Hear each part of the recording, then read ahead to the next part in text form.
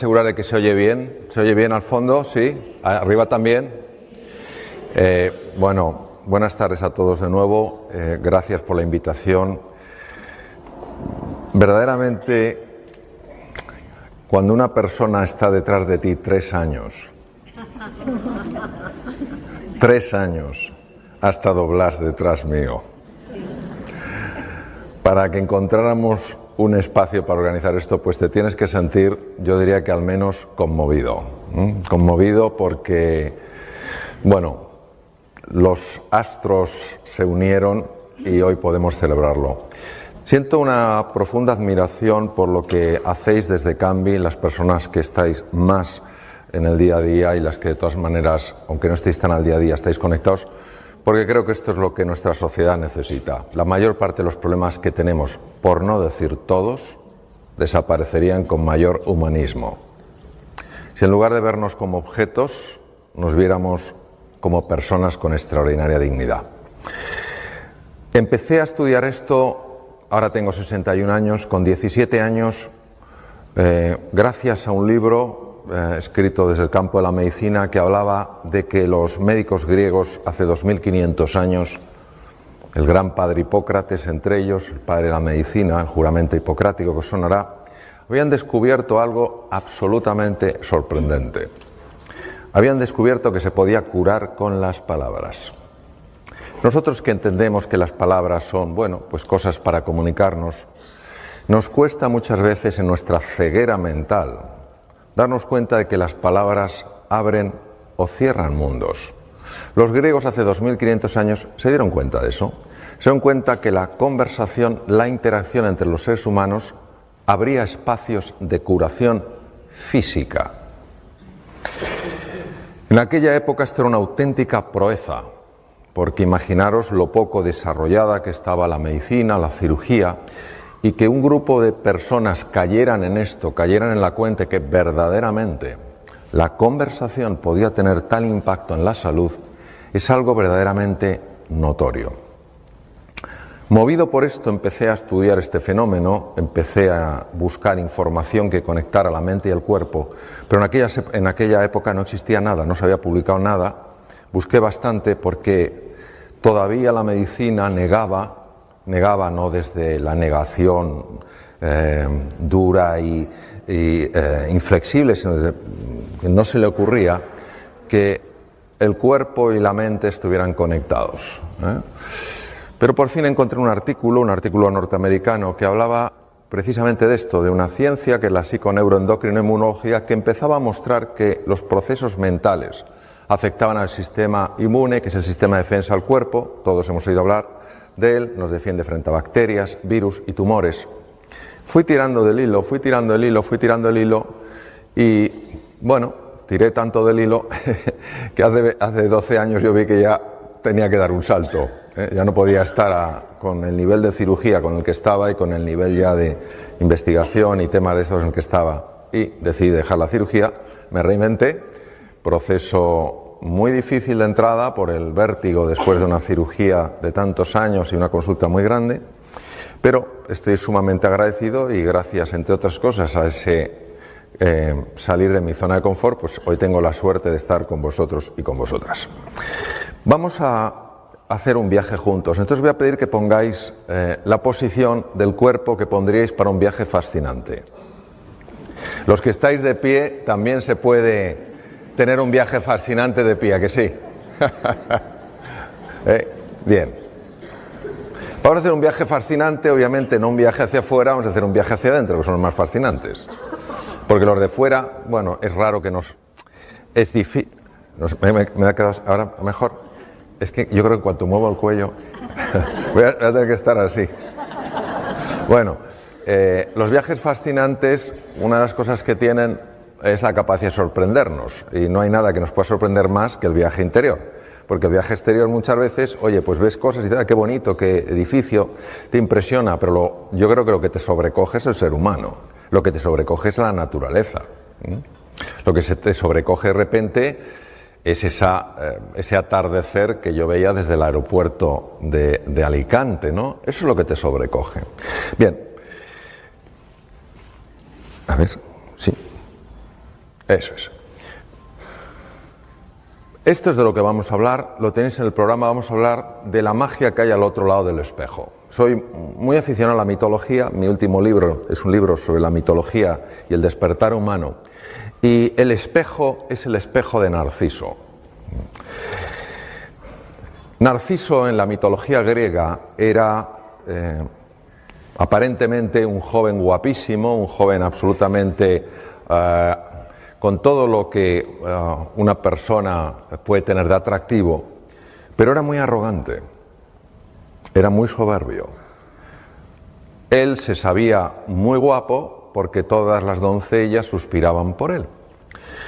Y un día entró en el bosque, pero claro, Narciso en aquella época no se usaban tanto espejos, o sea, el espejo de hoy en día pues tiene su origen hace muchos años, pero en aquella época la fábula tiene tanto poder porque no había espejos, es decir, Narciso por alguna razón nunca se había contemplado. Él estaba sorprendido de que tuviera tanto efecto en las mujeres. Un día entró en un bosque y había una ninfa que se llamaba Eco porque la diosa Hera, la mujer y hermana de Hércules, se había enfadado con Eco y le había dejado una voz de tal manera que todo era un eco. Si decía hola era hola, hola, hola, hola, hola, hola, hola. Y entonces Eco vio pasar a Narciso, que se metió en aquel bosque, inmediatamente se enamoró de él y salió con los brazos abiertos pues para encontrarse con él, y Narciso directamente la despreció. Ella se retiró sollozando al bosque y él encontró algo que nunca había encontrado, encontró un pequeño estanque, y al asomarse en el estanque se vio reflejado. Se enamoró tanto de sí mismo que quiso atrapar la figura. Se lanzó al agua intentando atraparla y se ahogó. En ese estanque mítico, aparecía una flor, que era un narciso, que recordaba de alguna manera el paso de Narciso por allí. Pues todos somos de alguna manera Narciso, no porque algunos seamos especialmente guapos, que sabemos que no lo somos, pero sí porque todos a veces nos creemos que somos un poco más que el vecino. Un poco más listo, un poco más santo, un poco más sabio, un poco mejor formado. Y esta arrogancia, este no mirar más allá del espejo, tiene enormes repercusiones. Lo que se perdía Narciso era una visión más amplia de la realidad. Cuando Narciso miraba y se veía reflejado, solo podía verse a sí mismo, estaba totalmente centrado en él y era incapaz de ver a nadie, ni siquiera a Eco. A Eco no es que la despreciara, a Eco es que la ignoraba. ¿Hay mayor desprecio que no hacer aprecio? ¿Hay mayor desprecio que ser un mueble? Que estés en un sitio, a lo mejor un sitio modesto, y que nadie que pase te saluda. Nadie te desprecia, pero tampoco te muestran aprecio. Es muy interesante lo que la medicina ha ido observando, lo que se ha ido descubriendo en distintos campos sobre el impacto que tiene esto, y por eso nosotros en nuestro viaje de aventura, en nuestro viaje de descubrimiento, vamos a ir más allá del espejo. Ir más allá del espejo no solo es profundizar, ir más allá de nuestra propia imagen, trascenderla, ir más allá, sino también ampliarla para poder ver a Eco y a tantos seres humanos que hay a nuestro alrededor. Esto que veis aquí es absolutamente incomprensible, pero es una de mis grandes pasiones. Tú ves esto y dices, esto es una cosa que no tiene sentido. Esto se llama el ojo mágico. Y si entrenas la mirada desde esta distancia, me cuesta más, si entrenas la mirada te darás cuenta de que toma 3 dimensiones, aparecen 4 planetas, un delfín en 3 dimensiones y una tortuga. Esto es así, se llama así. Mirad, lo podéis encontrar muchas figuras en montones hay libros y tal y cual, entonces tienes que adiestrar la mirada y llega un momento en que se hace 3 dimensiones y lo que no tenía sentido lo tiene todo. Vamos a ver cosas que para la mente no tienen sentido, pero que para la vida lo tienen todo. Es decir, hoy vamos a aprender a mirar de una manera especial para ver en 3 dimensiones. Aquello que vale la pena ver en 3 dimensiones. Porque cuando tú ves, yo me puedo quedar mucho tiempo mirando estas cosas, porque cuando ya tienes habilidad, que no es cuestión más que dedicarle tiempo, es que son figuras tan bonitas y dices, no es posible, o sea, estoy viendo 3 dimensiones y parecía que no había nada. Bien, vamos a hablar de los 2 elementos que en mi experiencia personal he visto que son los que nos ayudan a ir más allá del espejo, a ir más allá de nosotros mismos. Uno es el encuentro. ¿Qué es el encuentro? Lo veremos. Es hallarte con la otra persona. Es decir, dejas de ser el centro de un círculo y se crea una elipse que tiene 2 círculos, tú y yo. Como decía Martin Buber, eso es un nosotros.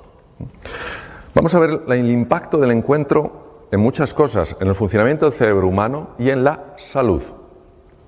Y vamos a ver el enorme impacto que tiene el silencio.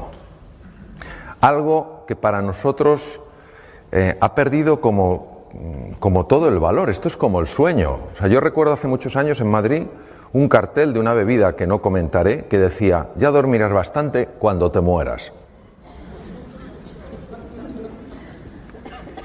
Dormir poco es sumamente dañino para la salud, sumamente dañino para la salud. El sueño no es una pérdida de tiempo, el sueño es un momento de reparación del organismo. Y hay muy pocas personas que realmente puedan dormir menos de 7 horas y estar bien. No digo que no las haya, hay muy pocas. Pues lo mismo pasa con el silencio y lo vamos a explorar juntos. ¿Cuál es el opuesto al encuentro? La rivalidad. No la competitividad, la rivalidad. ¿Entendéis la diferencia, no? La rivalidad tiene una connotación diferente a la competitividad. La rivalidad tiene un toque distinto. El otro es mi rival, es mi enemigo. Estoy enfrentado a él, estoy enfrentado a ella. Y el segundo es el ruido y las prisas. Los datos no se publican porque no es políticamente correcto a nivel mundial contarlos, pero si supierais cómo está escalando la ansiedad y la depresión. Hace no mucho me invitaron a un programa de televisión de una determinada comunidad autónoma y me dijo el periodista, doctor, quiero que se prepare para la primera pregunta que le voy a hacer, porque no es fácil de contestar. Cuénteme, ¿por qué en esta comunidad autónoma se consumen 7 millones de envases mensuales de ansiolíticos y antidepresivos, que es el mismo número de habitantes de la comunidad? Y dije, porque esto no es la comunidad suya, es el mundo entero. Las prisas y el ruido mental enferman. El silencio sana. Y vamos a ver por qué. Porque esto si lo dices, pues está muy bien, pero si lo soportas, desde la ciencia por lo menos le podemos dar otra pensadita. Vamos a hablar del encuentro. ¿Qué es el encuentro? El encuentro es cuando tú tienes una intención real de aproximarte a otro ser humano, tienes una voluntad de cooperación, no sabes en qué vas a cooperar, pero tienes una voluntad de cooperación, hay un deseo de comprender de verdad a la otra persona, hay una disposición a escuchar.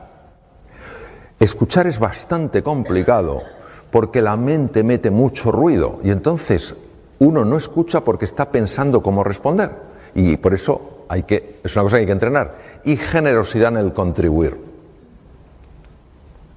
Generosidad en el dar. Que recibes de vuelta, estupendo, pero no lo haces por recibir de vuelta, lo haces porque quieres vivir así. Nosotros vamos a través de ejemplos, a través de metáforas, a través de ciertas explicaciones, vamos a profundizar en eso que hace al encuentro tan saludable psicológica y biológicamente a la persona. No juzgar desde nuestro propio marco de referencia. Todos tenemos un marco de referencia, todos tenemos una experiencia a la vida, una manera de ver las cosas. Es inherente al vivir. Y tendemos a filtrar todo lo que llega de acuerdo a ese marco de referencia. Y os voy a poner un ejemplo contándoos una historia sobre la que luego trabajaremos para que entendamos un poco esto cómo opera. En la antigua Roma hay una historia que dicen que había un senador llamado Casio, que era muy admirado por su sabiduría, por su cultura, por sus conocimientos, y era todavía más admirado desde que hacía poco tiempo, pocos años, se había casado con la mujer más hermosa de toda Roma y además la más rica. Esta mujer además le había dado un hijo varón que sin duda sería su heredero y claro, les parecía que este hombre todo lo hacía bien, era culto, era inteligente, en los debates en el Senado era siempre el que decía la cosa más relevante, se había casado por una mujer por la que suspiraban todos los romanos, encima una mujer con un gran patrimonio, en fin, lo tenía todo. Pero resulta que Casio anuncia que se divorcia de Helena, su mujer. En ese momento, algo pasa en el Senado. Empieza a haber un tumulto, empiezan a comentar entre ellos, empiezan a cuchichear. Y algunos de los que se llamaban sus amigos caen en la cuenta de que se han equivocado juzgando a este senador, que para nada es tan sabio ni es tan listo, sino que es un imbécil, porque solo un imbécil se podía haber divorciado de una mujer tan hermosa y tan rica como Helena. Un día, los tres amigos, supuestamente amigos, que más criticaban, a escondidas por supuesto al senador, estaban hablando en una calle de Roma, precisamente de eso, de nuevo, casi hasta disfrutando en su crítica a ese hombre al que habían tomado como tan inteligente y que había demostrado, por el contrario, ser tan torpe. Y no se dieron cuenta, porque estaban tan metidos en su conversación, que el senador, por pura casualidad, iba bajando por la calle. El senador, al verles a los tres, a sus tres amigos, se alegró muchísimo. Pero como veía que estaban como haciendo una piña, pensó que hablaban de algo muy personal y se acercó con prudencia. No empezó a gritarles, ¿qué tal estáis? Se acercó con prudencia, se acercó lo suficiente para escuchar con perfecta claridad cómo le criticaban. De repente, uno de los tres notó la presencia del senador. Senador, pero ¿por qué no nos has dicho que estabas aquí? En fin, tenías que habernos avisado. ¿De qué hablabais? El hombre sabía perfectamente que lo había oído todo. Por tanto, no podía disimular. Y dijo, senador, tienes que entendernos. En fin, no digo que sea correcto lo que hemos hecho, pero tienes que entendernos, hombre. Siempre te habíamos tomado por una persona muy sensata, muy sabia, y claro, no, comprende que nos ha descolocado que te hayas divorciado de Helena, una mujer por la que suspiraba toda Roma. El senador no contestó. El senador se agachó, se quitó una sandalia y se la dio. Dime qué te parece mi sandalia. El hombre cogió la sandalia. ¿Qué tiene que ver la sandalia, senador? Esto no tiene nada que ver con lo que hablamos. Tú simplemente dime qué te parece mi sandalia. El hombre, sin comprender muy bien aquello, tomó aquella sandalia, empezó a observarlo y tocó una piel tan suave que jamás antes había tocado nada igual. ¡Qué piel! Pero qué suavidad, cómo se desliza la mano. Jamás toqué una piel tan suave. Y entonces se fijó en la hebilla, una hebilla de oro macizo, con una orfebrería, con una filigrana tan compleja, que jamás había visto a nadie capaz de hacer algo tan exquisito. Dijo, ¿y esta hebilla? ¿Esta orfebrería? ¿De dónde puede salir algo tan perfecto? Y devolviéndosela al senador le dijo, senador, sin duda es el mejor calzado que se puede encontrar en todo el Imperio Romano. Y entonces el senador le dijo, sí, entonces tú me podrás decir en qué punto me molesta mi sandalia al andar. Esto es lo que nos pasa muchas veces, es decir, Independientemente no es un justificar si la razón fue o no fue. Es que aquella sandalia aparentemente tan bella no era cómoda, pero había que convivir con ella para verlo. Tener en cuenta que cuando hablamos del encuentro no hablamos de estar de acuerdo, estamos hablando de entender a la otra persona. Decía, sé amable, pues cada persona con la que te cruzas está librando su ardua batalla. No lo sabemos. No sabemos por lo que está pasando un ser humano. No sabemos si está en un invierno en su vida. Y a lo mejor eso, no digo que justifique, pero sí explica su enfado, su irascibilidad. Cada persona tiene su historia y cada uno sabe cuánto le pesan y le duelen sus heridas. Si realmente queremos crear una conexión emocional, tenemos que comprender y apreciar su mundo, no juzgarlo. Tampoco hay que estar de acuerdo, no hay por qué estar de acuerdo con que él, el senador, se divorcie de Elena o se deje divorciar. Se trata de comprender su mundo. Y para ello, creo que lo primero es hacer preguntas desde el verdadero interés y la curiosidad. Los senadores, sus amigos, dieron por hecho algo sin siquiera haber hecho la mínima investigación. La mínima. Eran amigos del senador, le podían haber cogido aparte y decirle, senador, somos tus amigos, podemos tener una conversación privada así. Oye, mira, nos ha sorprendido esto. ¿Qué es lo que ha pasado? Y el senador habría sentido que se le daba una oportunidad para expresarse. Una oportunidad para expresar su sentir. La mayor parte de las personas no necesitamos que nos den la razón, necesitamos sentirnos escuchadas y comprendidas. Lo segundo, escuchar para conectar con su mundo, sentimientos y necesidades. No podemos, veréis, la escucha es un proceso que a nivel cerebral no se puede dividir. No se puede dividir. Si estás con la escucha dividida, con la atención dividida, la tienes empobrecida, sí o sí. Es que el cerebro funciona así. Pero es tan importante la atención enfocada. Cuando una persona está hablando, yo recuerdo, estuve en Los Ángeles formándome con una persona que se llama el Dr. Poster, y es un hombre con bastante juventud acumulada, puede tener unos 82, 83 años, y es un hombre muy gracioso porque va con un gorrito galés, es norteamericano, pero va con una gorra galesa y va así, va despacito, tal cual. Aunque hay gente con esa edad, mi madre tiene 89 y va a pilates, o sea, pero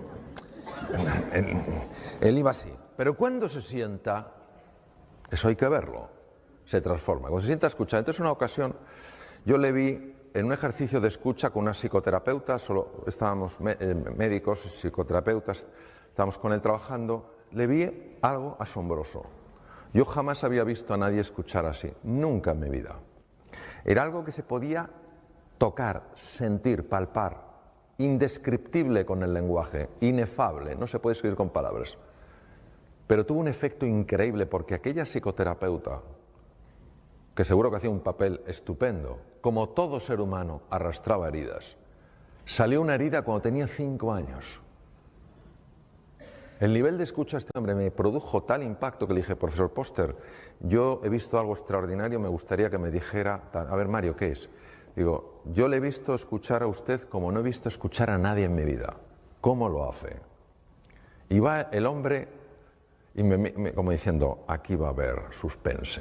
Y me dice, es que cuando yo me siento frente a alguien, Mario, no dejo que algo se siente conmigo. Y se calla. Le digo, mire usted, yo me he hecho 14.000 kilómetros para venir por aquí, para ir con usted.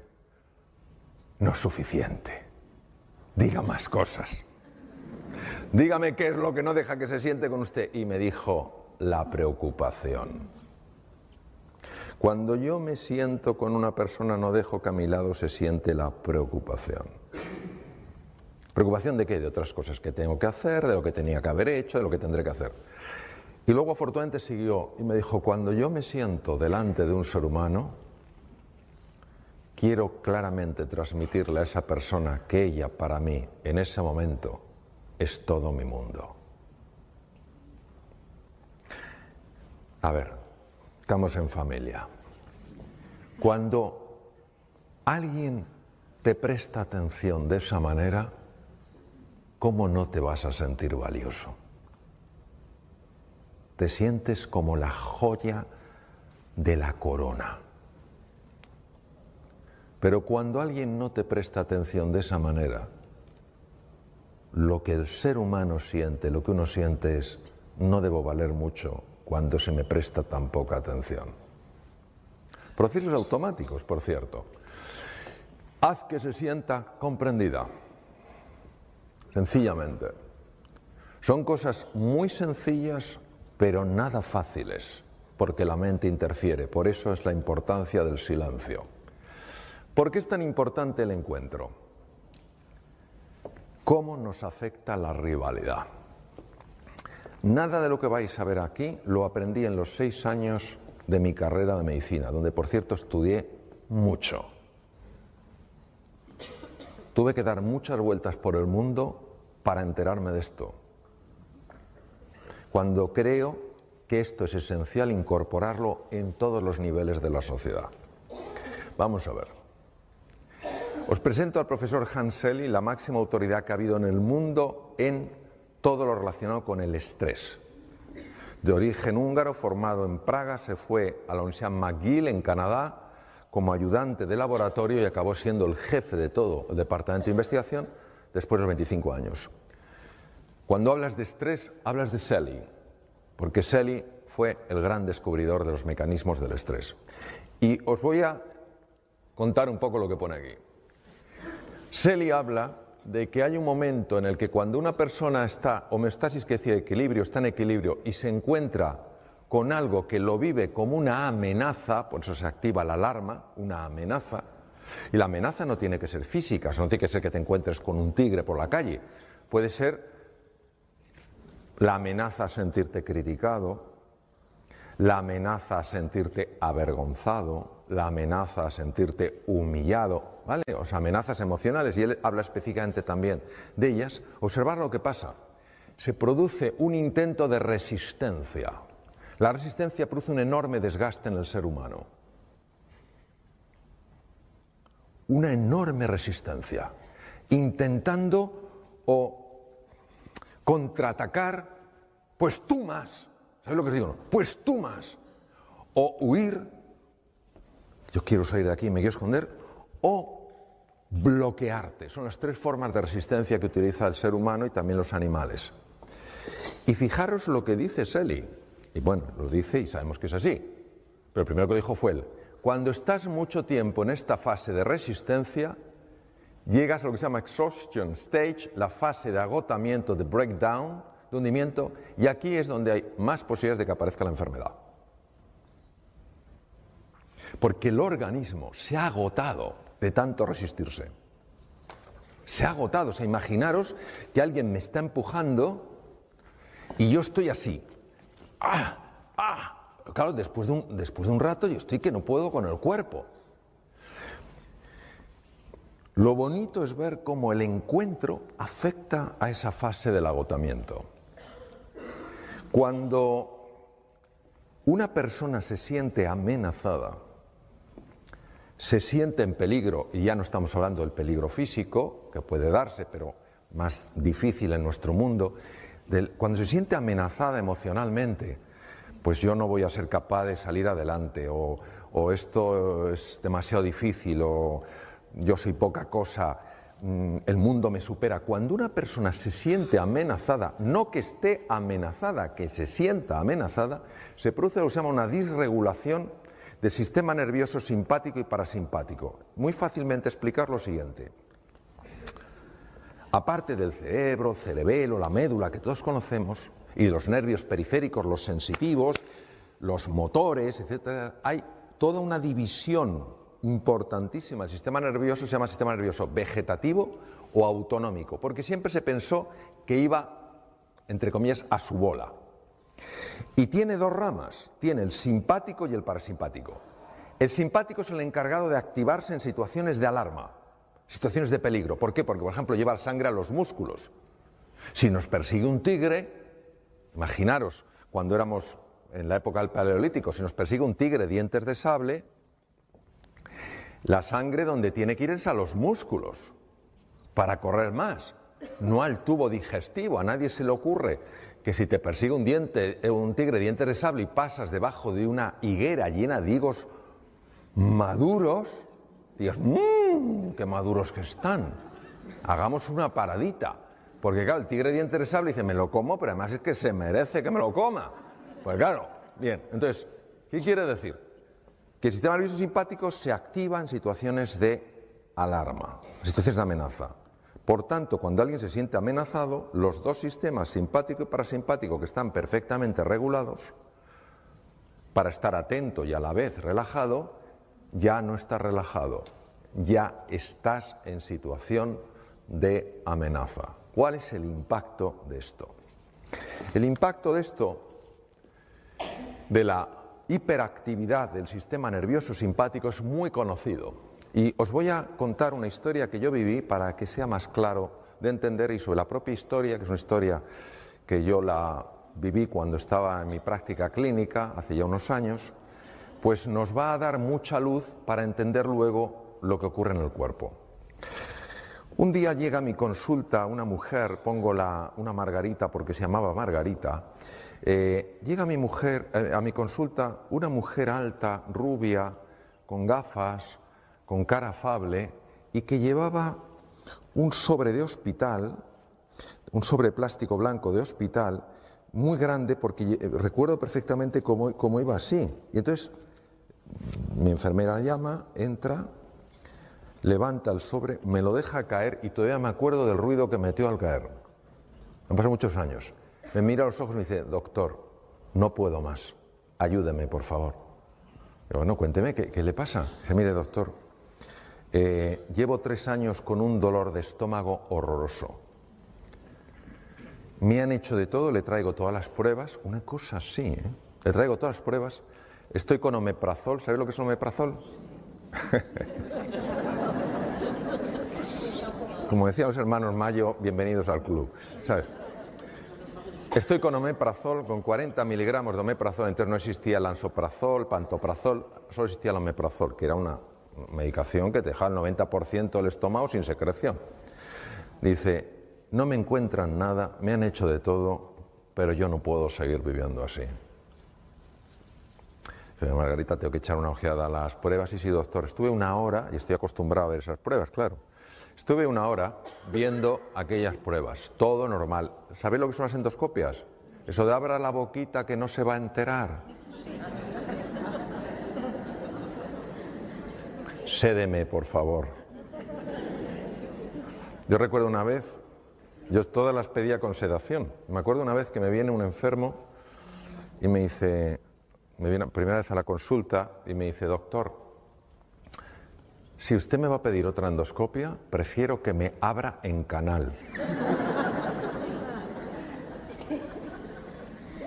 Una cosa tremenda. Bueno, total, la última endoscopia, Margarita, hacía 2 meses, todo normal.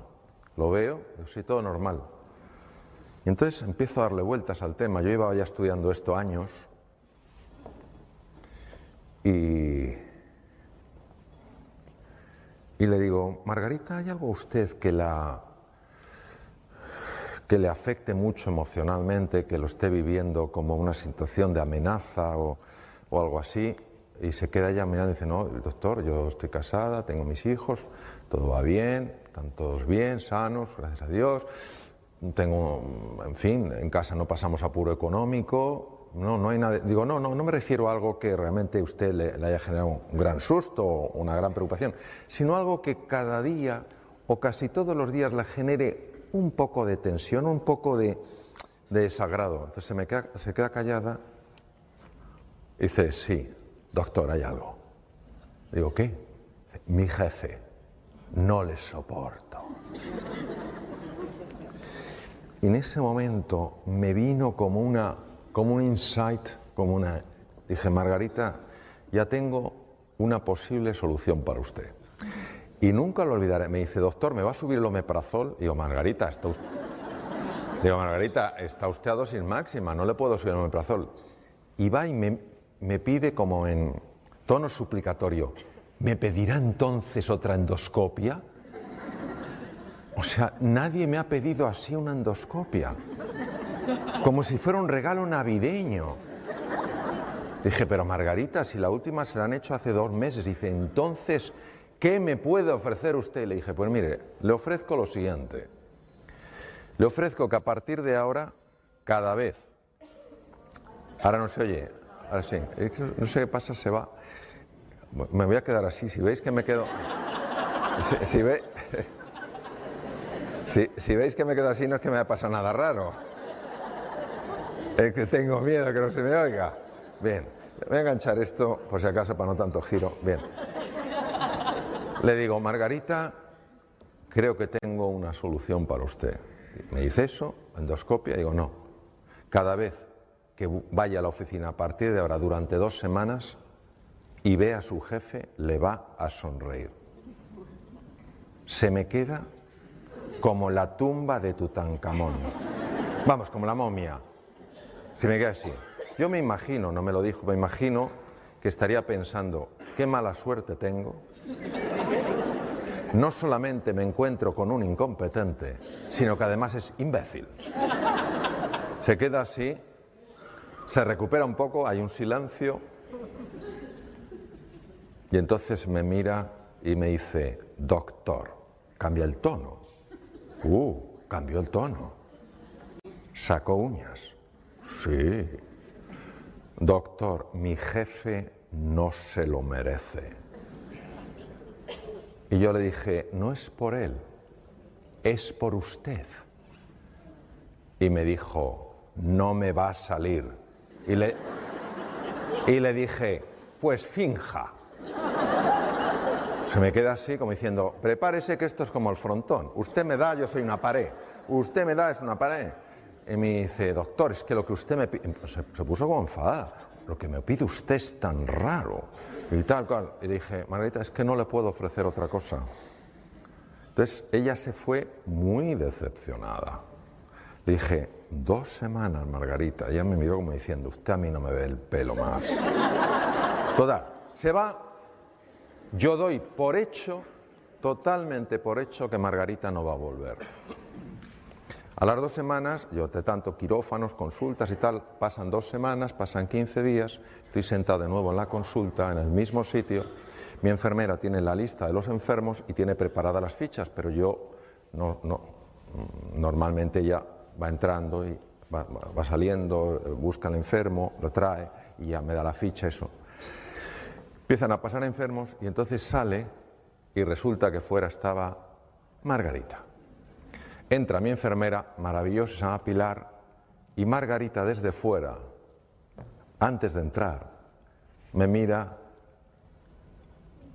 y me dice, hola doctor. No había entrado en la consulta yo.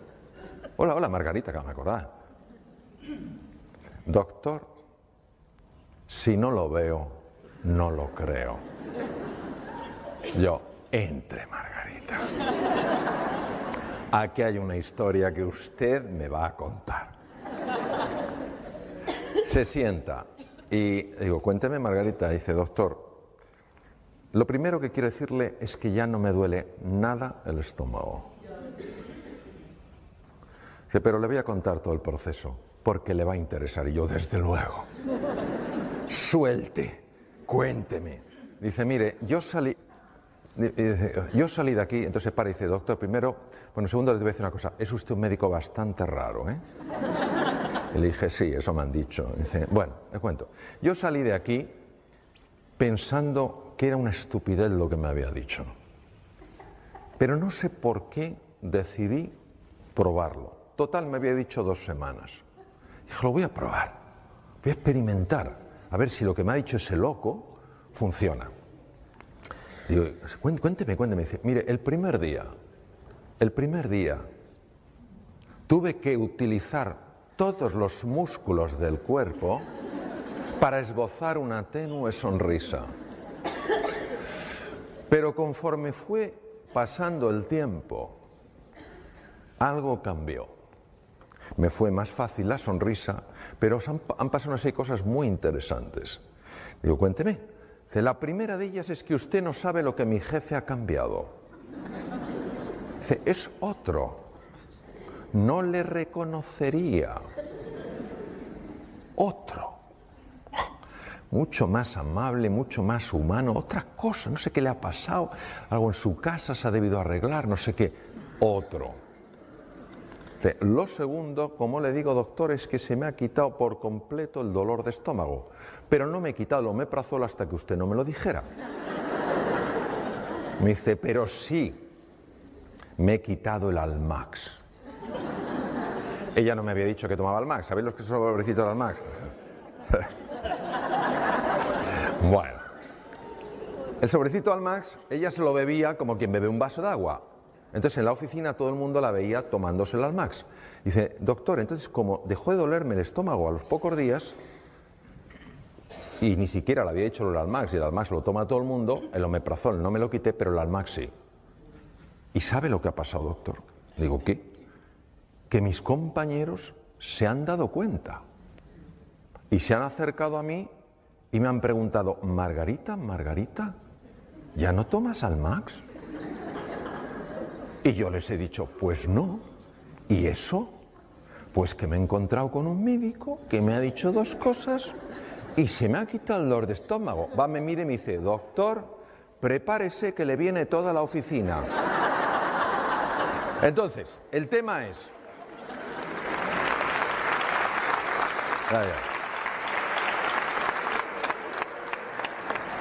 Uno se pregunta, ¿cómo es posible esto? Y ya tenemos una explicación. Tenemos una explicación de por qué el omeprazol no hacía nada y tenemos una explicación de por qué su jefe cambió. Y la explicación ya se conoce. Cuando una persona se siente amenazada, se activan unos núcleos en el cerebro que se llaman amígdalas. Siempre digo lo mismo, pero es que no quiero que haya confusión. Cuando hablo de amígdalas en el cerebro, no estas. Porque en una ocasión, con un grupo de pocas personas, no llevaba imágenes, no llevaba cerebros, que a veces llevo cerebro, empecé a hablar de las amígdalas y una persona empezó a ponerse súper pálida.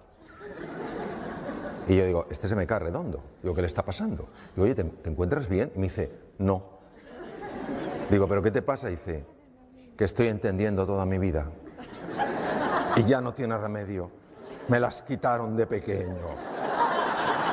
Vean, la confusión viene de que amígdala en griego es almendra y se parecen a estas, pero no son estas. Están en el cerebro. Es nuestro detector de amenaza. Cuando la amígdala se activa ante la percepción de una amenaza, lo primero que hace es robar sangre de la parte anterior del cerebro, lo cual produce cambios muy importantes en la percepción de nuestros recursos, porque al activarse la amígdala y reducirse el aporte de sangre a la zona anterior del cerebro, se pierde capacidad de comprender, se pierde capacidad de aprender, se pierde capacidad de ser creativo y se pierde capacidad de tomar buenas decisiones. Por eso cuando tú, Blas, antes hablabas del sentido positivo de la vida, incluso en la enfermedad, es muy importante porque si tú la enfermedad solo la vives como una amenaza, no podrás encontrar recursos naturales que tienes que te pueden ayudar a tomar vías que favorezcan la curación, porque ni siquiera las verás. Por eso un niño, una niña en un colegio, en una escuela, un estudiante en una universidad, donde sea, una persona en una empresa, que se sientan amenazados, no que estén amenazados, que se sientan amenazados porque no hay una cultura de encuentro, de cordialidad, de afecto, y activen estos centros, no importa lo inteligentes que sean, no podrán comprender, no podrán aprender, no podrán ser creativos. No porque no lo tengan, sino porque cuando se activan las amígdalas, el riego de la zona anterior del cerebro se reduce. Y esto explica perfectamente por qué determinados jóvenes que no van bien en un contexto y no aprenden, cuando les cambias el contexto, les cambias la forma de enseñanza, aprenden y aprenden muy deprisa. Pero es que el efecto en el cuerpo es también muy marcado y uno de los efectos es en el estómago. Cuando una persona se siente amenazada, y Margarita se sentía amenazada por su jefe, que no necesariamente la estaba amenazando, pero ella se sentía amenazada, el sistema nervioso simpático hace exactamente lo mismo que si te persiguiera un tigre. El tubo digestivo lo paraliza. ¿Entendéis? Porque no te vas a poner a comer si te persigue un tigre. ¿Qué pasa con un estómago que se paraliza? Un estómago que se paraliza es un estómago a través del cual la comida no puede fluir bien. La comida, cuando no fluye bien, se estanca. Cuando se estanca, se pudre. Cuando se pudre, fermenta. Cuando fermenta, produce gas. ¿Qué hace el gas? Hincha las paredes del estómago. No hay medicación, bueno, algunas que te reducen el gas, pero el omeprazol, por más que te baje el ácido, si el problema no es el ácido, el problema es la dilatación del estómago. En el momento en el que Margarita empezó a buscar el encuentro, al principio con una tenue sonrisa forzada, estaba mandando al cerebro un mensaje: tú no sonríes en presencia de la amenaza. ¿Os imagináis el tigre y que digas tú, ¡oh! ¡Qué oportunidad! ¡Oh! ¡Charlemos! No. Entonces, el simple hecho de el propio cuerpo disponerlo para el encuentro, y la sonrisa es así, es suficiente para que el sistema nervioso simpático se desconecte y se active el parasimpático. ¿Por qué se le quitó el dolor a Margarita? Porque el estómago empezó a funcionar. Ella no tenía ningún problema de estómago, por eso en las endoscopias no se veía nada, no había nada. Porque la dilatación no se ve en la endoscopia. Bien. Cuando al profesor Hanseli, del que os he hablado, le entrevistaron porque se hizo muy famoso, en una de las entrevistas de radio le hicieron una pregunta normal. Su respuesta fue singular. Estamos hablando de un fisiólogo puro que se pasó 25 años en laboratorios. No estamos hablando de un místico, no estamos hablando de alguien, de un filósofo, no estamos hablando de un gran humanista, hablamos de un biólogo puro. Le preguntaron, profesor Selly, ¿qué es lo que podemos hacer en una sociedad tan distresada? El distrés es el estrés negativo, como el de Margarita, el que daña. ¿Qué podemos hacer en una sociedad tan distresada para bajarlo? Contestación de Hanseli: ganarse el amor de su vecino. ¿Cómo es posible que este hombre fuera capaz de intuir cosas que se han descubierto muchos años después? Parte de la genialidad de él. Hoy en día sabemos que cuando una persona se encuentra con otra, con estos lazos de afecto, de cordialidad, de voluntad, de cooperación, automáticamente el cerebro produce una sustancia llamada beta-endorfina. Es un analgésico natural potentísimo. Capaz. Es como si tuviera algo y dijera, vuelve al centro, que te estás yendo. Capaz de reducir el dolor físico. Se sabe que es real, se sabe que es beta-endorfina real, no es algo imaginario, porque se bloquea con naloxona. Es decir, verdaderamente está bloqueando una molécula. Es decir, el ser humano en el encuentro experimenta menos dolor. Imaginaos el impacto que tiene esto en medicina. Tiene un impacto tremendo. Yo trabajo en un tema con niños con patologías malignas y esto es una cosa que estamos trabajando muchísimo. Hasta qué punto el encuentro, el sentirte apoyado, etcétera, verdaderamente tiene un impacto en la reducción del dolor, ¿no? Bien, pero lo siguiente que tampoco sabía el doctor Selly, pero lo intuyó, fue que cuando dos seres humanos tienen esa voluntad de encontrarse, esa voluntad de cooperar, esa voluntad de colaborar, se libera en sangre una hormona llamada oxitocina. Las damas que estáis aquí diréis, esta hormona es mía. Yo soy mujer, yo he dado a luz, la lactación, todo lo que es el parto, la oxitocina, sí, pero también la tenemos los hombres y mujeres.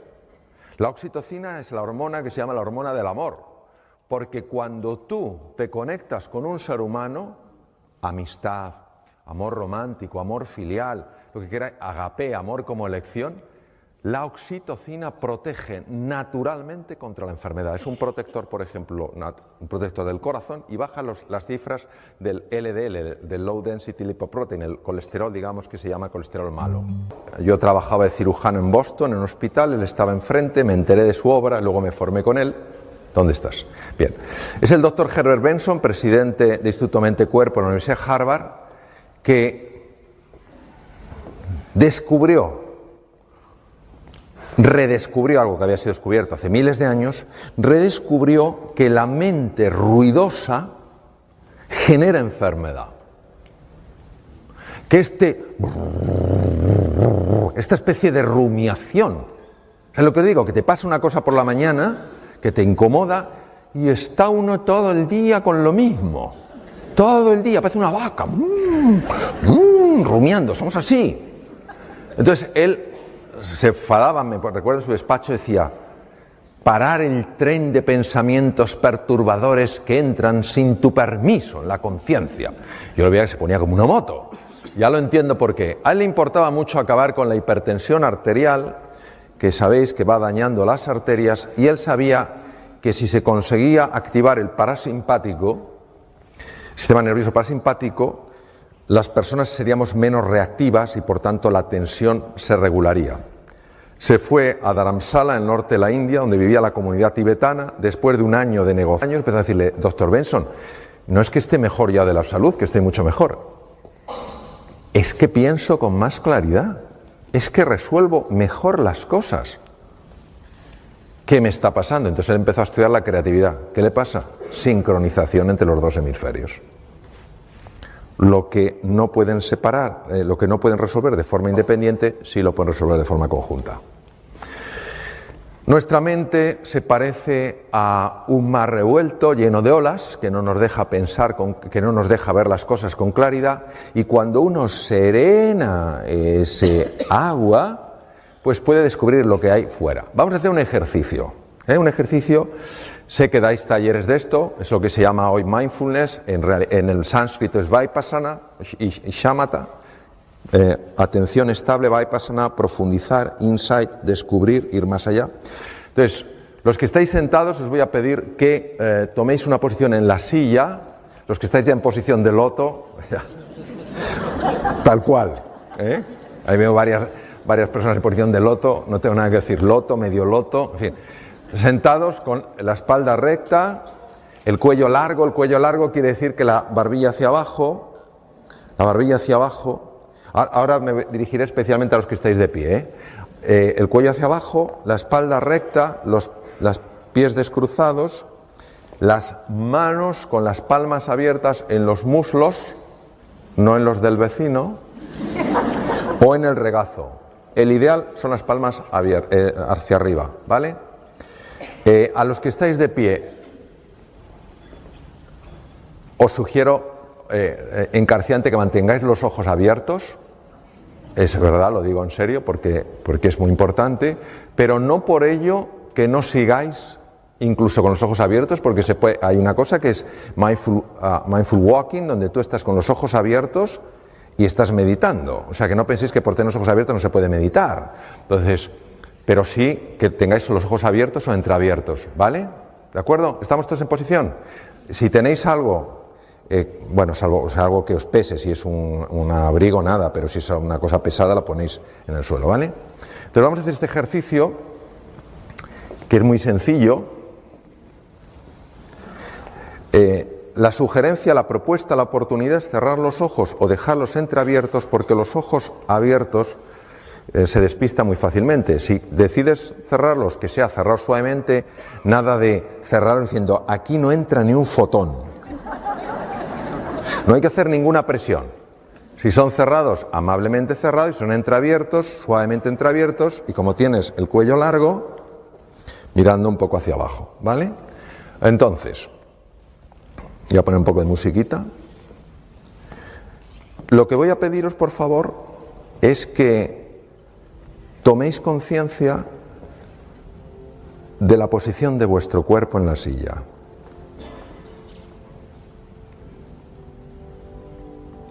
los pies apoyados en el suelo, la espalda recta sin tensión, el cuello largo, como si nos tiraran suavemente de la coronilla con una pequeña cuerda, las manos amablemente apoyadas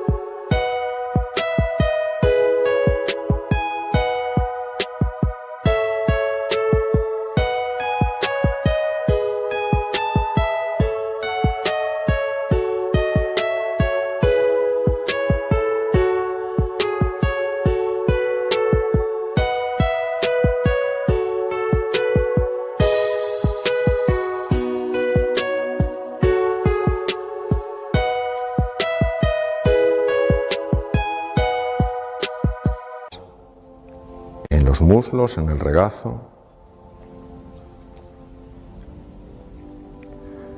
Y empezamos ahora a sentir las sensaciones del conjunto de nuestro cuerpo. No es visualizar, no es pensar, es notar las sensaciones de nuestro cuerpo. Hay algunas partes que se pueden sentir más, tal vez las manos, los pies, cualquier parte es igual de válida.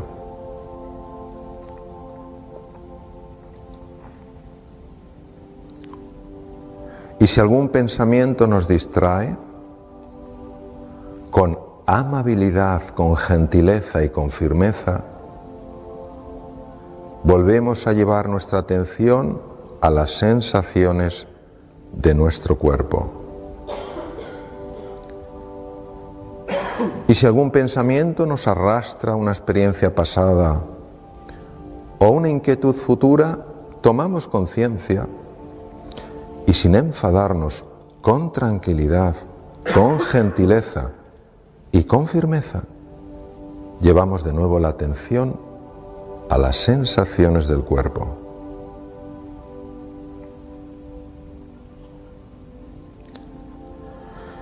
Y ahora vamos a poner nuestra atención en las sensaciones de la respiración. Cuando respiramos, tomamos aire por la nariz. Cuando expiramos, expulsamos aire por la nariz.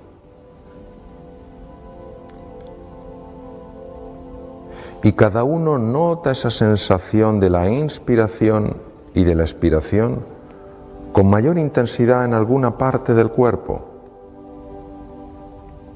Algunos en el abdomen, otros en el tórax, otros en los orificios de la nariz. Y es la respiración la que nos va a ir introduciendo en el silencio.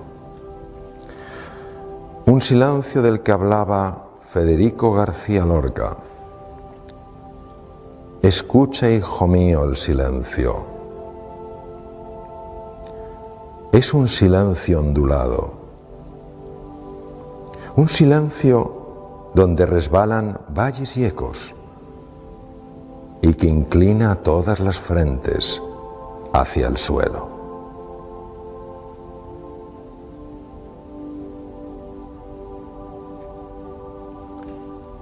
Vamos dejando que la respiración nos vaya conectando más y más con ese silencio que contiene los sonidos más bellos,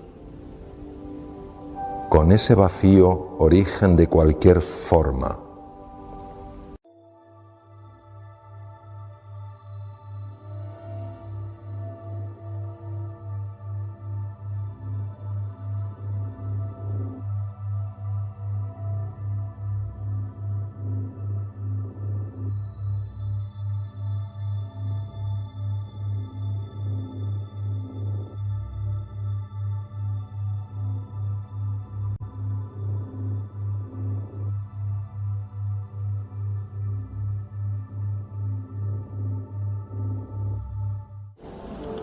Magnífico.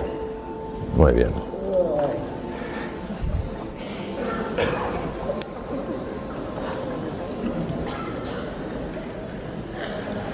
Este es el último mensaje que tengo para vosotros y para vosotras. Las batallas, desde luego, se libran fuera, pero las guerras se ganan dentro. Muchas gracias.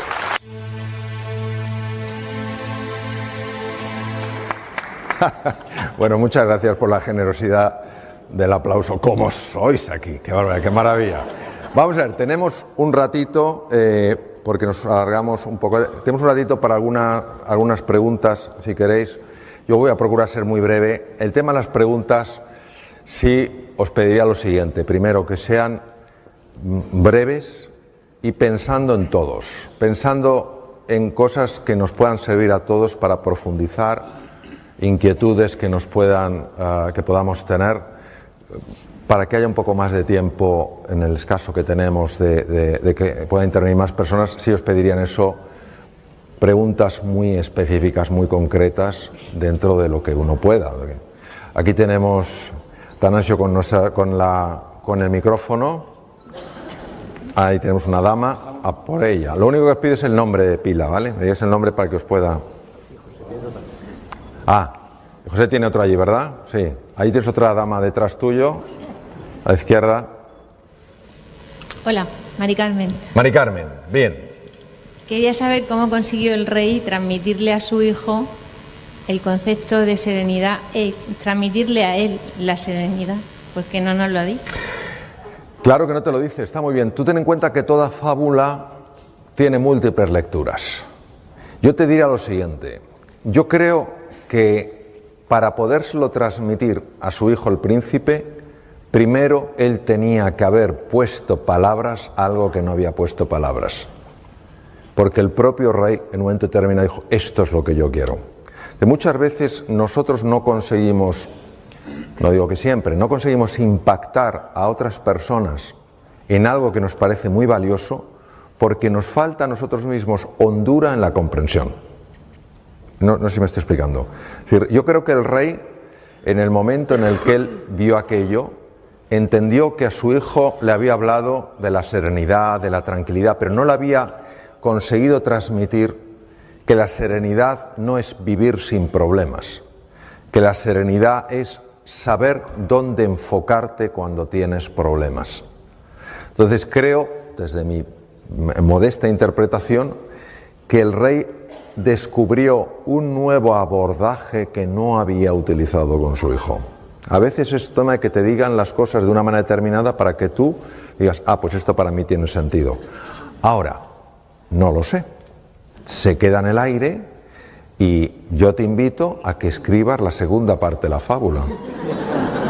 Porque seguro que se te ocurre algo fantástico. Quiero decir, lo digo en serio, ¿eh? Porque si te inquieta eso, dices, pues, y a partir de ahí, tu propia imaginación y tu propia creatividad, Mari Carmen, puede decir, oye, zaca, esto sigue por aquí. Sí, pero claro, sí, pero, sí. A ver, no he nacido ayer. Sí, lo sé. Pero ¿sabes lo que pasa? A mí me gusta esto del riesgo. ¿Sabes lo que pasa, Mari Carmen? Hay cosas que nadie te las puede decir, solo tú las puedes descubrir. Cada vez estoy más convencido que lo que nosotros decimos es el dedo que apunta a la luna, es el humilde dedo que apunta a la luna. Nada de lo que yo pueda decir, ninguna metáfora que pueda utilizar, puede a ti darte lo que buscas, solo señalarte hacia un sitio para que tú lo explores y lo descubras. Es un tema de descubrimiento. Te lo digo porque yo tengo 3 hijos. Sabéis que los hijos se distinguen en dos grupos, oasis y maestros. Hijo oasis, a cenar, lo dices una vez y está ahí. ¿Qué hay de cena? Espinacas, qué ricas. No quiere ver la tele y te pregunta, ¿qué tal en el trabajo, mami? ¿Qué tal, papi? Tú empiezas a notar algo nuevo, babeas. De verdad dices, sí, ¿reconocen tu valía? Entonces, te lo comerías. luego me irás a dar un besito de buenas noches y llega y te lo ves con la mantita hasta aquí, como un peluche. Ese es el hijo oasis, el hijo maestro, a cenar. Ya me lo has dicho 7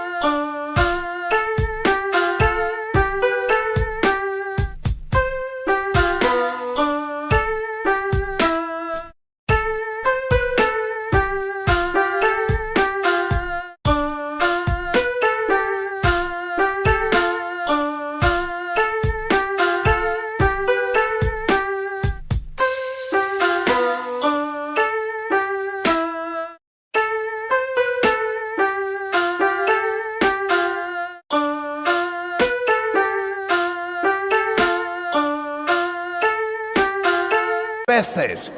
Por eso, esta es la octava. ¿Qué hay de cena? Espinacas, ¡qué asco! ¿Quieres que hablemos? No tienes tema. ¿Cuáles nos gustan más? Los oasis. ¿Cuáles necesitamos? Los maestros.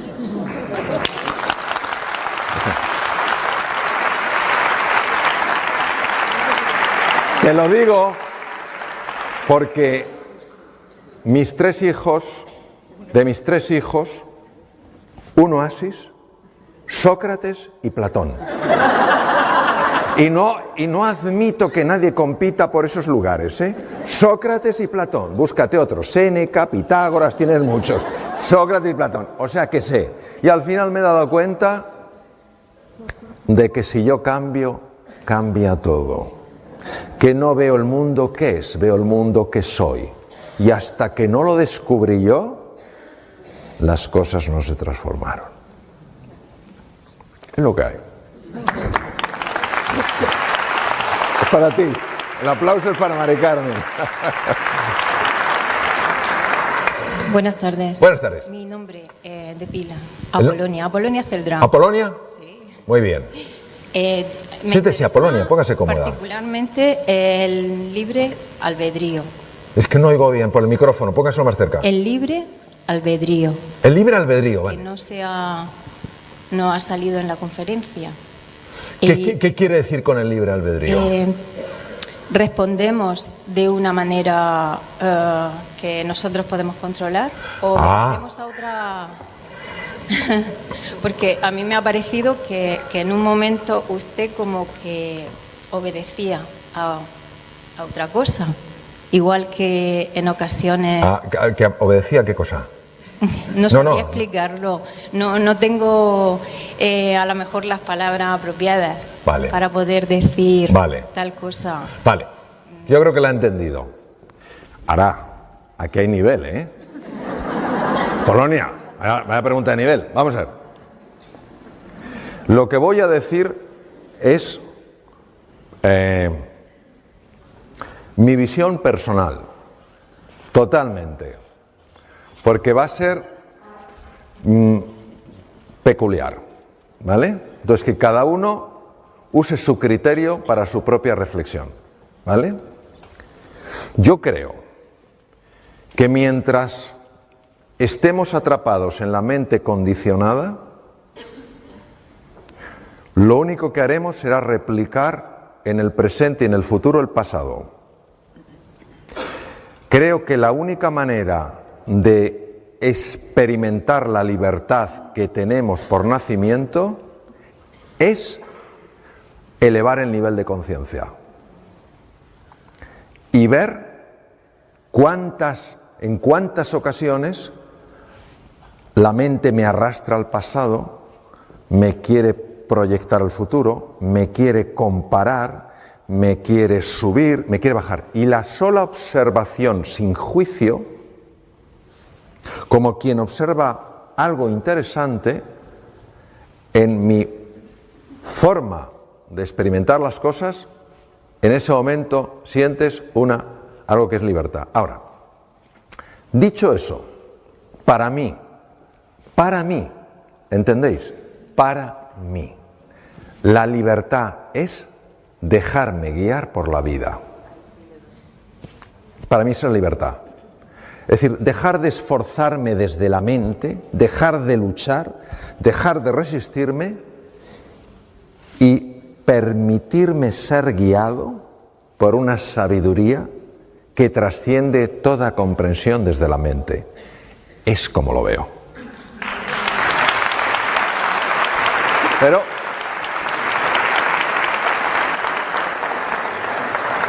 teníamos otro por allí, ¿verdad? Ahí tenemos otra dama. Perdón. Hola, soy Pilar. Pilar. Estaba interesada en el tema de la enfermedad, ¿no? ¿Se está oyendo arriba la pregunta? Vale. Yo también tengo 3 hijos, tengo oasis y maestros. Sí. Y estaba interesada en el tema de la enfermedad, el ejemplo que ha puesto del estómago y el omeprazol y De tal. Margarita, sí. Sí, podría decir algo al respecto sobre la celiaquía. O es una patología, porque claro, no paran de salir enfermedades nuevas y se ven desde muchos puntos de vista. Está muy bien, está muy bien. Bueno, es muy bien, vamos a ver. Es un error conceptual pensar que el cuerpo y la mente van cada uno a su bola. Esto es como pretender...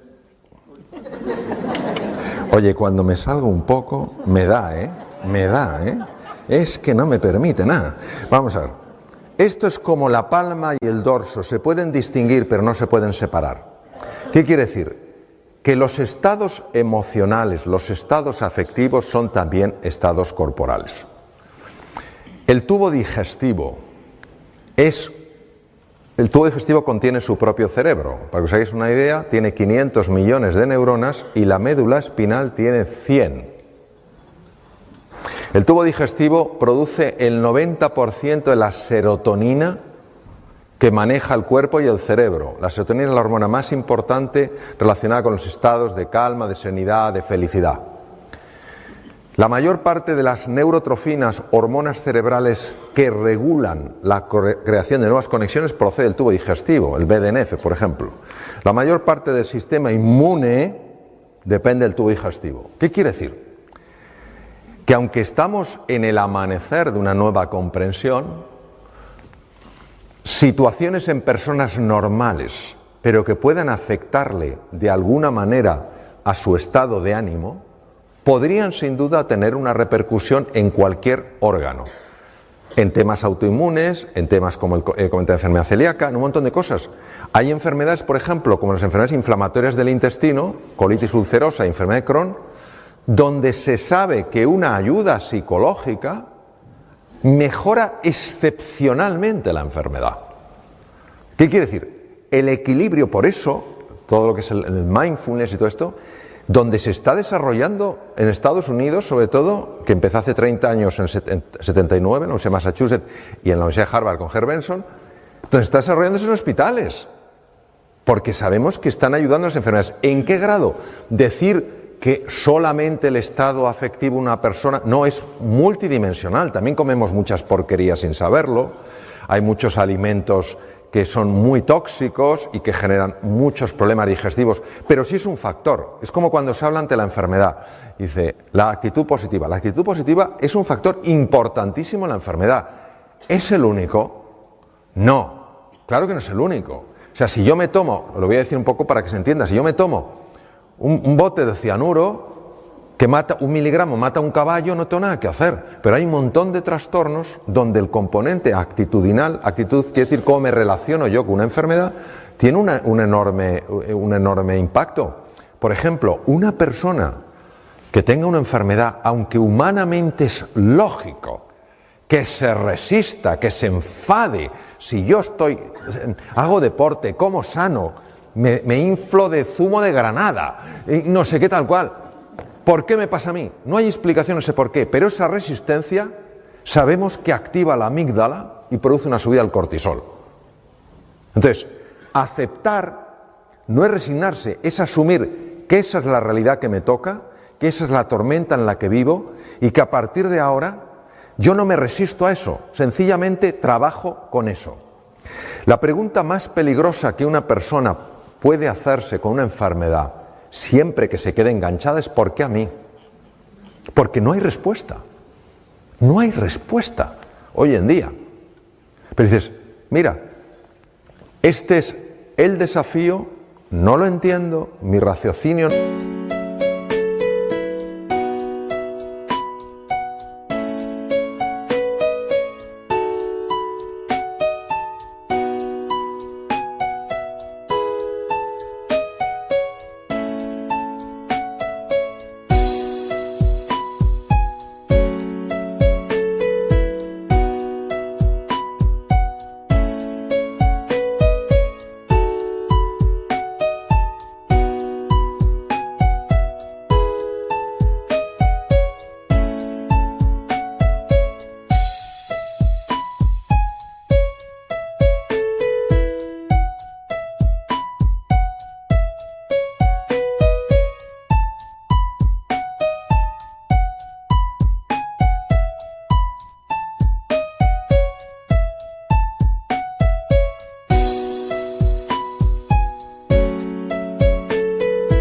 No lo entiendo, no me gusta, es lo que hay, dejo de resistirme.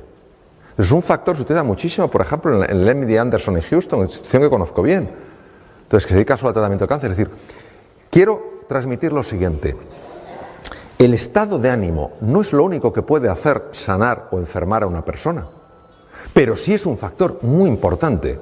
Y cuando uno está haciendo frente a una enfermedad, sea la enfermedad celíaca, sea un Crohn, sea una patología maligna, necesita todos los recursos. No puede darse el lujo de quitarse uno. Y una actitud positiva, un asumir esta es la realidad, esto es un camino para una mejora que ahora yo no entiendo, pero que va a suceder en mi vida, ese abrirse, que para la mente es absolutamente absurdo, por eso hay que ir a otro nivel, creo que es muy importante. Entonces, no puedo contestar, fíjate, ni creo que se haya contestado en ningún sitio a eso. Creo que es una gran pregunta. Lo único que diría es que hay muchos factores. Siento no poder llegar más hondo, ojalá. Donde no puedo llegar tengo que decir no sé. No me lo voy a inventar, claro.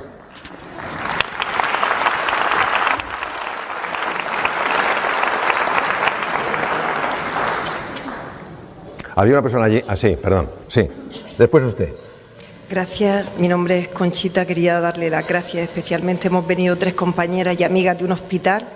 No somos sanitarias, pero llevamos mucho tiempo trabajando y relacionándonos con profesionales sanitarios. Y mi reflexión y mi pregunta es, ¿por qué, si es tan claro, usted mismo decía que a los 17 años ya tuvo esa inquietud entre el cuerpo y la mente? Hace tiempo no, pero ahora ya se sabe que efectivamente el lenguaje del amor, lo que conlleva, usted lo ha explicado muy claramente, la biología, desde la magia. ¿Por qué sigue habiendo en la sociedad una parte importante y en el mundo sanitario ese escepticismo para poder estar abierto? Y no solamente genera escepticismo, sino ironía o chanza, cuando lo único que podría redundar es beneficio en los pacientes, en la sociedad y en los propios profesionales. Muy bien. ¿Se ha oído bien la pregunta? Es que la pregunta es mejor que la respuesta, entonces más vale que hayáis encontrado la pregunta. Bien, vamos a ver. Yo quiero hacer varios comentarios.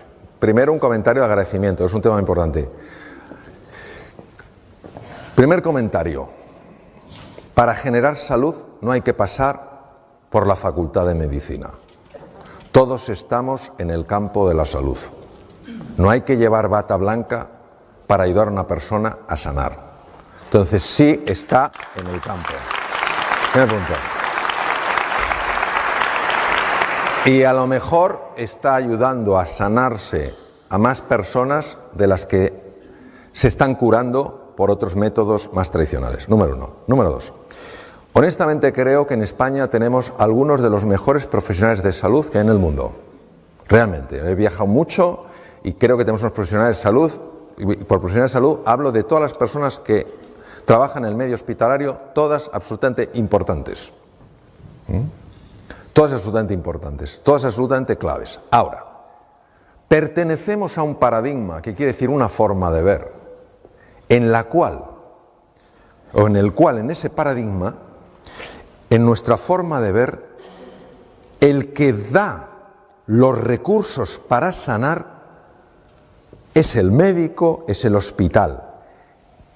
Y cuesta ver, porque no es un ver con los ojos, es un ver con la conciencia, cuesta ver que hace ya 2500 años nuestro padre Hipócrates dijo, a los médicos nos dijo, no nos olvidemos de que quien verdaderamente cura es el organismo.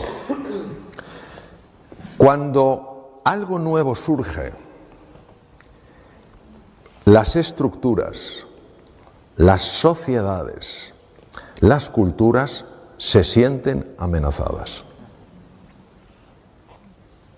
Porque para la mente dualista de la que participamos todos, el control y el estatus son clave. Y nos puede dar la sensación de que en la cercanía, en el encuentro, pierdo control y estatus. Entonces me siento inseguro. Es una ficción. Es una ficción. Porque no hay nadie que se pueda sentir más seguro que cuando establece contacto con otro ser humano encuentro. Entonces, es eso. Y de hecho, por ejemplo, el mindfulness, que está tan en boga, que procede del Vipassana y Shamatha en el sánscrito, en el 79 fue creada la primera clínica de gestión del estrés. Y ahora es un boom. Han pasado más de 30 años, que es lo que tarda un paradigma en cambiar. Eso es lo que pasa. Entonces, ¿qué pasa? Que yo creo que no hay que enfadarse, porque si uno se enfada, no está comprendiendo a la otra persona. Pero tampoco hay que dejar de hacer aquello que tú ves que funciona. O sea, ni le obligas a nadie a comprar tu idea, se la propones que se ríe. Es su opción, pero no la hagas la tuya. Que no te valoren algo, no quiere decir que no valga. Quiere decir que a lo mejor esos ojos todavía no saben valorar algo. Eso es lo que yo te diría. Porque en el momento en el que uno diga, tú eres un inculto, sabrás muy bien o mucha cirugía, pero no sabes de la relación entre la mente y cuerpo, en el momento en que uno se vuelve dogmático, genera inmediatamente rechazo. Platón lo decía, el orgullo nos separa, la humildad nos une.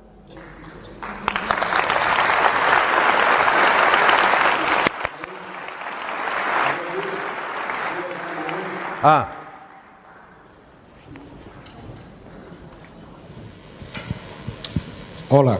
Hola. Vamos a ver, mi pregunta va de la siguiente forma. Yo hasta donde sé, cada día aumenta más el número de personas que abrazan lo que se conoce como medicina holística. Sí. La relación mente-cuerpo. Sí. Y usted es un caso aquí. Es una persona que ha abrazado ese tipo de medicina. Sí. Hasta inclusive, y usted lo demuestra, cada vez aumenta más el número de personas que participan de la medicina convencional, pero que abrazan la medicina holística. Pero hay gran resistencia dentro de la medicina convencional a abrazar este tipo de medicina, relación mente y cuerpo. Y se sabe que, usted lo ha descrito, y hasta donde yo sé también, de que se liberan, cuando se establece esa relación mente-cuerpo y se trata con la mente, se liberan una serie de neurotransmisores que facilitan la sanación de la persona. Mi pregunta es la siguiente: ¿por qué existe esta resistencia dentro de la medicina convencional para abrazar lo que es la medicina holística? Vale, gracias. Vale. Hace 500 años,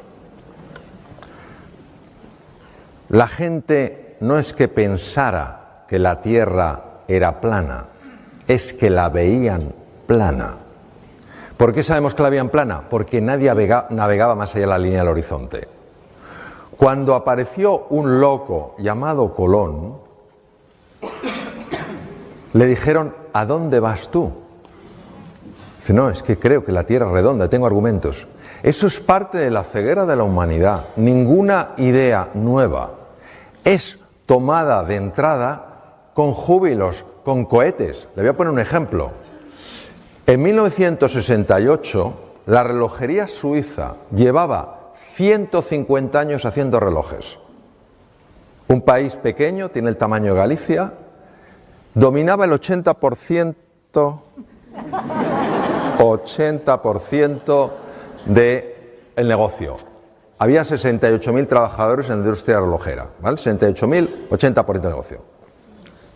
En 10 años, de 1968 a 1978, cayó del 80% de los beneficios al 10% y se hizo un ERE de 50.000 trabajadores.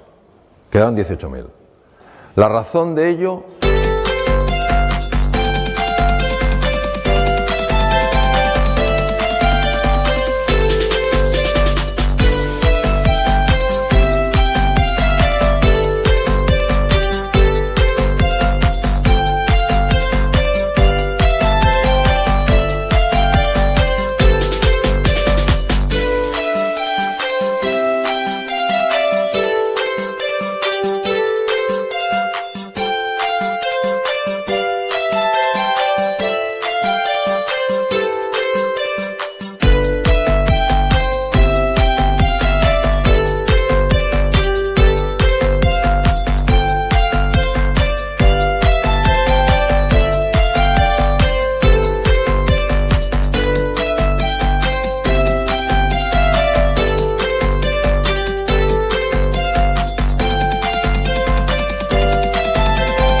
fue la invención del reloj digital, que todo el mundo atribuye a los japoneses, pero fue desarrollado por un suizo, encargado por los fabricantes para crear el reloj del futuro. Se encerró en Neuchâtel, donde están los laboratorios de la relojería suiza, inventó el primer reloj digital de la historia, se le llevó a los fabricantes, que eran los que le habían encargado que creara el reloj del futuro, porque sabían que se puede morir de éxito, y ellos no querían morir de éxito, vieron aquel reloj que daba la hora con absoluta perfección, pero que no tenía lo que un reloj tiene que tener. Ni agujas, ni engranajes, ni cojinetes, ni rubíes. ¿Sabe lo que hicieron? Le echaron. Y él dijo: acepto que me despidan, pero lucharé por la mitad de la patente. ¿La mitad de la patente? Tribunales, llévesela entera.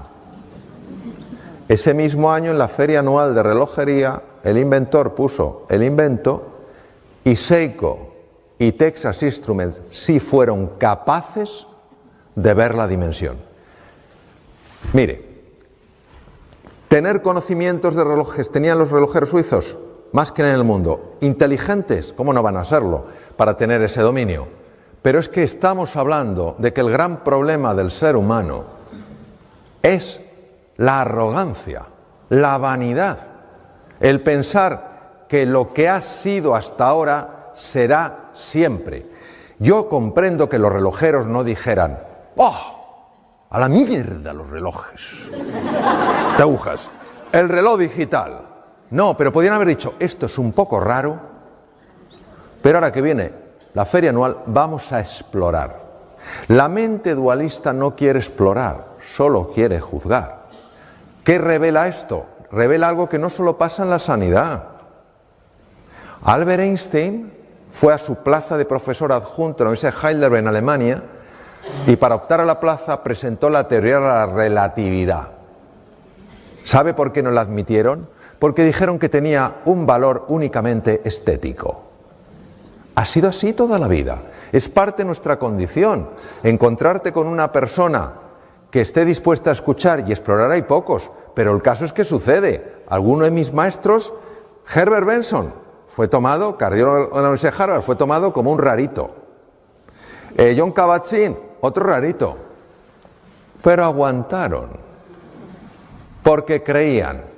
Y uno aquí empezó a abrir los ojos, otro aquí, y eso es la vida. Entonces, tenemos que entender que es parte de la vida, llevarlo con mucha serenidad y a la vez con la convicción, esto ya aunque no me mueva no suena. Sí, No, pero para que lo tengan ellos. Y además con la convicción de que vale la pena. Pero yo creo que es importantísimo eso, creer sin obligar a otros a creer.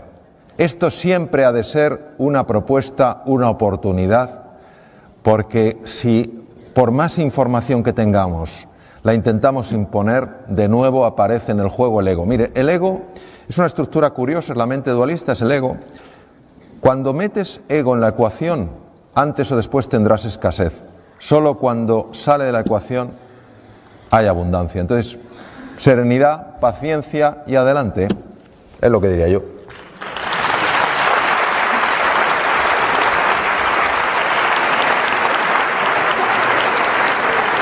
Bueno, debido al tiempo, vamos a hacer una última pregunta, van a hacer, y ya vamos a dar paso a la despedida de don Mario.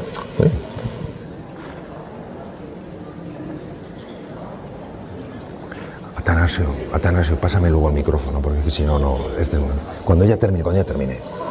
Me llamo Lola y bueno, darte las gracias, yo creo que como todos, en nombre de todos.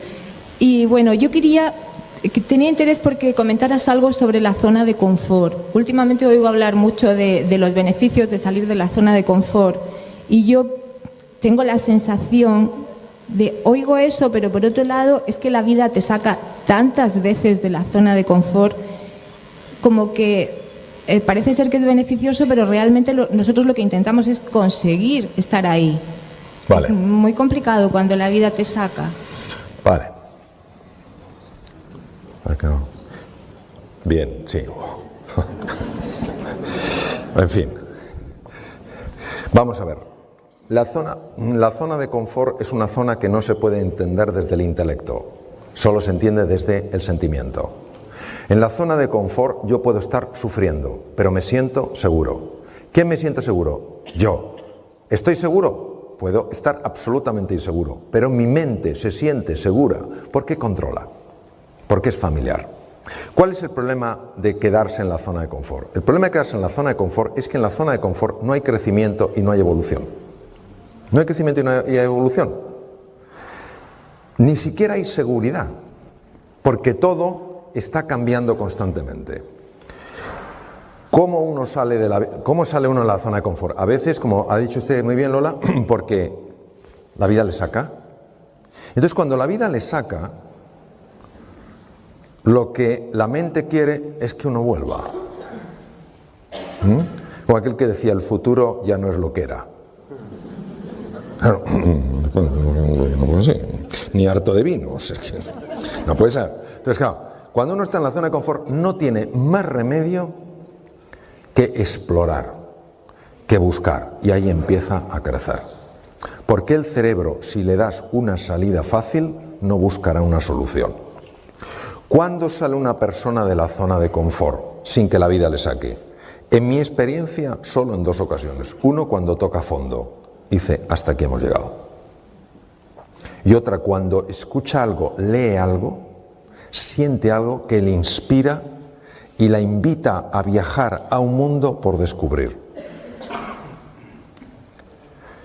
Cuando la persona ha salido de la zona de confort y crece y evoluciona, ha cambiado incluso genéticamente. Lo que pasa es que perdemos la referencia. Muchas veces los demás lo notan. ¿Qué quiere decir? Que el mundo en el que estamos ahora, se llama mundo VUCA, volátil, incierto, complejo y ambiguo, nos ha pillado a todos con el pie al revés. Entonces, nos aferramos a lo que hemos hecho siempre porque es lo que nos da la sensación de seguridad. Entiendo que tenemos que aprender a sentirnos seguros en la inseguridad y desde mi punto de vista, y hablo como el estudiante menos aventajado del mundo, de lo único de lo que te puedes fiar y lo único que te puede dar seguridad es la vida. Vida con mayúscula. Y una persona, vamos a ver, lo opuesto a la muerte no es la vida, es el nacimiento. ¿Por qué nosotros no tenemos que vivir asustados? Porque nosotros no tenemos vida, nosotros somos vida. Y cuando uno es vida, no hay final.